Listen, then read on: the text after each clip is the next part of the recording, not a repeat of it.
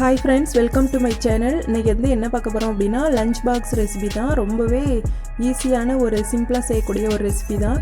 அதாவது தயிர் சாதமும் கொத்தவரங்காய் வறுவல் எப்படி செய்யலான்னு தான் பார்க்க போகிறோம். இந்த கொத்தவரங்காய் வறுவல் எங்கள் மாமியார் ஸ்டைலு, அதுதான் இன்றைக்கி எப்படி செய்யலான்னு பார்க்க போகிறோம். ஃபஸ்ட்டு தயிர் சாதம் தாளிச்சிக்கலாம். அது எப்படி செய்யலான்னு பார்க்கலாம். எப்போதும் போல் தான் ஒரு கடாய் வச்சுட்டு எண்ணெய் ஊற்றி கடுகு உளுந்து தாளிச்சிக்கோங்க. அடுத்து இஞ்சி பொடியாக நறுக்குனது அதை இதோடு சேர்த்து நல்லா வதக்கி விட்டுக்கோங்க.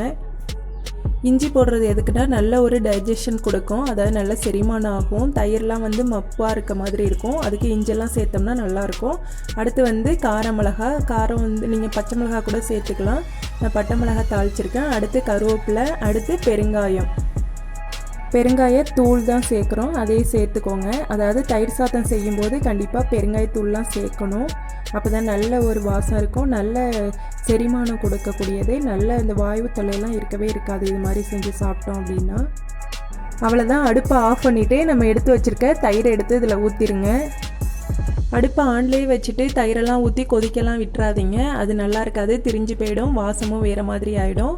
அவ்வளோதான், ரெடி ஆகிடுச்சு. அடுத்து நம்ம இதுக்கு தேவையான அளவு உப்பு, நம்ம எவ்வளோ சாதம் கிளற போகிறோமோ அதுக்கு தகுந்த அளவு உப்பு சேர்த்தா போதும். இந்தளவுக்கு நல்லா கலந்து விட்டுக்கோங்க. அடுத்து நம்ம இதில் காய்ச்சி வச்ச பால் கொஞ்சம் சேர்த்துக்க போகிறோம். அது எதுக்கு அப்படின்னா, நம்ம மத்தியானம்லாம் சாப்பிட்றோம் அப்படின்னா ரொம்ப புளிச்சு போயிடும் தயிர் ஊற்றுறது.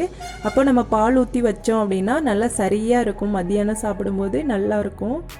இப்போது நம்ம வேக வச்சு எடுத்த அந்த சாதத்தை தான் சேர்த்துக்கிறோம். நல்லா வேக வச்சு எடுத்துக்கோங்க, விரையாக இல்லாமல். அப்போ தான் தயிர் சாதம் மத்தியானம் சாப்பிடும்போது நல்லா தலை இருக்கும். இல்லைனா அப்படியே விரையாக போயிடும், எவ்வளோ மோர் ஊற்றினாலும் பத்தாத மாதிரி இருக்கும். நல்லா வேக வச்சு கிளறினீங்கன்னா தான் நல்லாயிருக்கும். இப்போது கிளறிட்டு இருக்கையிலே மறுபடியும் மேலே கொஞ்சம் பால் சேர்த்துக்கிறோம். நல்லா தயிர் சாதம் தலைன்னு ரெடி ஆகிடுச்சு பாருங்கள், ரொம்பவே டேஸ்ட்டாக இருக்கும். இந்த தயிர் சாதம் என் ஹஸ்பண்டுக்கு தான் செஞ்சேன். அதாவது மனுஷன் என்ன செஞ்சு கொடுத்தாலும் சாப்பிடுவார், எந்த குறையும் சொல்ல மாட்டார். இருந்தாலும் நமக்கு மனசாட்சி இருக்குல்ல, நல்லபடியாக செஞ்சு கொடுக்கணும். அதனால தான் இதை இன்றைக்கி செஞ்சதை காமிச்சிருக்கேன் உங்களுக்கு. ரொம்பவே டேஸ்ட்டான தயிர் சாதம் ரெடி ஆகிடுச்சு. அதை பாக்ஸில் எடுத்து வச்சுக்கிறோம். அடுத்து இதுக்கு சைடிஷ் கொத்தவரங்காய் வறுவல் தான் செய்ய போகிறோம். அது எங்கள் மாமியார் ஸ்டைல், அது மாதிரி தான் அவங்க செய்வாங்க, ரொம்ப நல்லாயிருக்கும். அதே மாதிரி அது என் ஹஸ்பண்டுக்கும் ரொம்ப பிடிக்கும். அதுதான் இன்றைக்கி தயிர் சாதத்துக்கு இந்த வறுவல் செய்ய போகிறேன். அது எப்படி செய்யலான்னு பார்க்கலாம். இப்போது ஒரு சின்ன கடாய் தான் வச்சுருக்கேன். அதில் கொத்தவரங்காய் பொடியாக நறுக்குனது, அடுத்து வெங்காயம் தக்காளி அதையும் நறுக்கி அதிலே சேர்த்துக்கிறோம்.